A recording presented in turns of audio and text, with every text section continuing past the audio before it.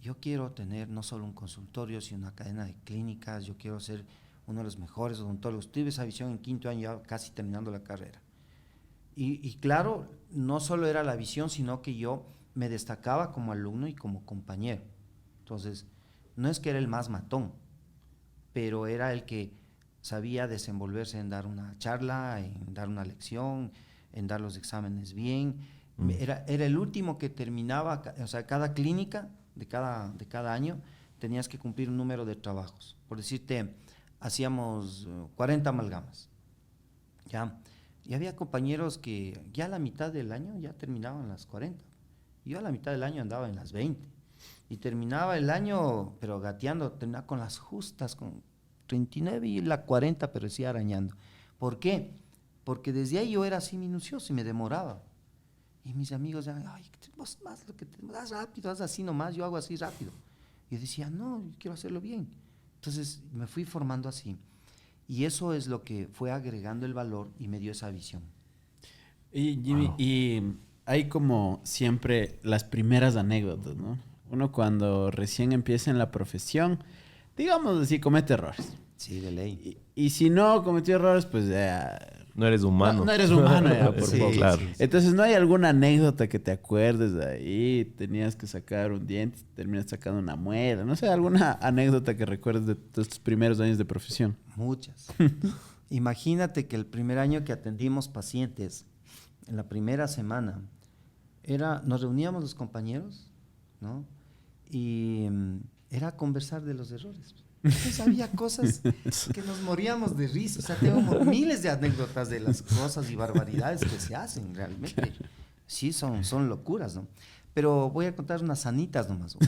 Una por ejemplo... Le pasó a un amigo, como dicen. Entonces, la primera dificultad que hay en la odontología es como tú cuando aprendes a manejar el carro, ¿no es cierto? Cuando tú manejas el carro, obviamente la sincronización entre mover la palanca, aplastar el embrague, bueno, ya con los automáticos ya no se sufre de eso, pero era lo difícil. Así es. Pero más difícil es que hagas todo eso y tengas que ver al retrovisor para ver a un lado, al otro lado y atrás. Y no hacer esto, pues no, pero al inicio tú haces esto. Y entonces en la odontología hay una materia que se llama ergonomía. ¿Qué significa esto? Que te enseñan a cómo ubicarte en el sillón dental y cómo te posicionas tú y cómo debes mantener tu espalda recta, ¿entiendes? Lamentablemente a mí me enseñaron esa materia una clase y no le dieron la importancia que era, ¿no? Entonces resulta que la técnica te decía que tenías que ponerte ahí y tenías que trabajar con el espejo, ¿ya?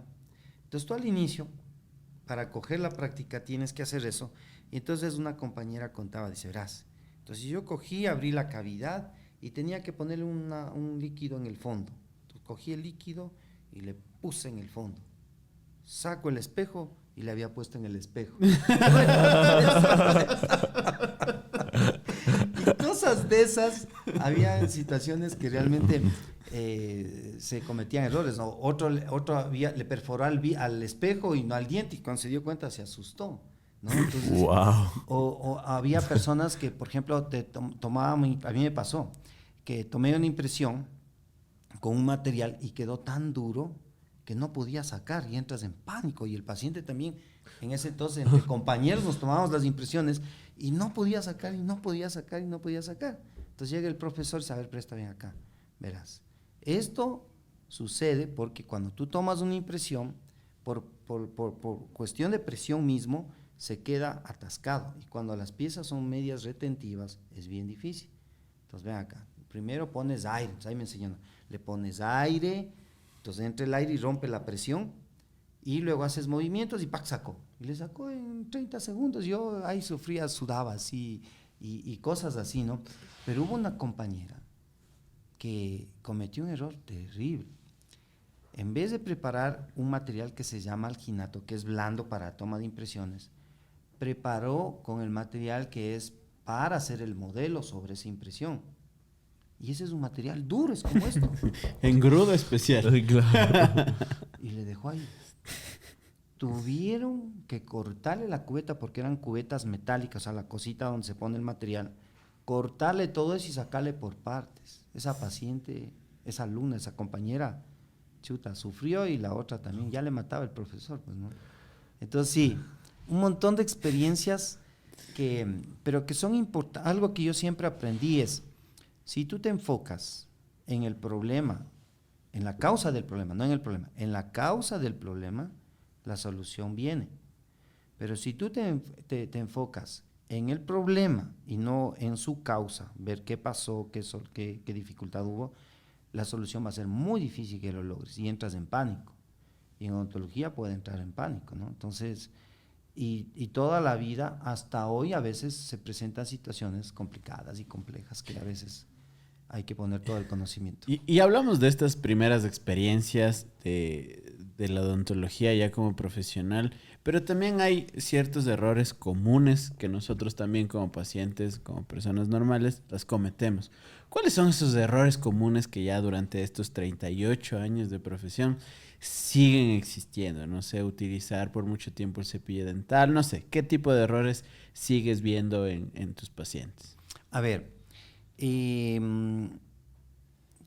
hay un principio que dice que el ser humano le gusta siempre irse por lo que le dicen que no haga. Sí. Y desde chiquitos somos así. La rebeldía, ¿no? Exactamente. Entonces, resulta que de chiquitos te dice el papá, no mete en una vela, no, digamos, te aprendí una vela, no meterás el dedo en esto porque te vas a quemar. ¿Y qué hace el niño? Como haberle dado la idea. No iba a meter, pero ahora que me dices que no haga. Los papás te dicen, no te cases. Y se casa. Claro. Pero es que usa la psicología en eso, ¿no? No, cásate. Y ahí no se casan. Entonces, en la odontología pasa eso, ¿no? Que tú le dices al paciente, no comerá en 1 hora. ¿Y tú crees que nos hacen caso? Les da más hambre y van y comen.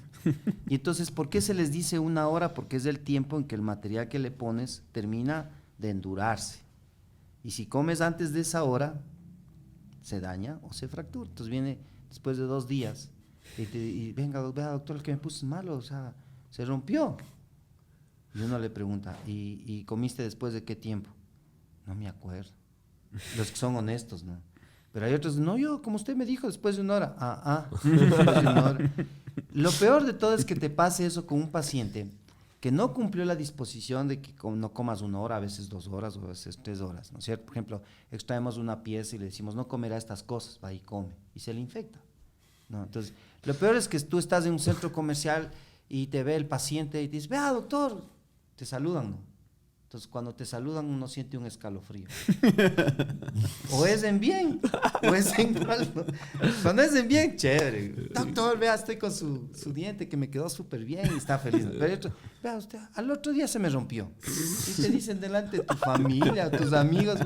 Chuta, terrible. O sea, son cosas, anécdotas que pasan y claro, yo creo que ese es el principal hecho, ¿no? Por ejemplo, a veces el odontólogo también comete el error de darlo por supuesto que lo que tú le estás enseñando a hacer, él lo aprendió y ya lo va a hacer bien.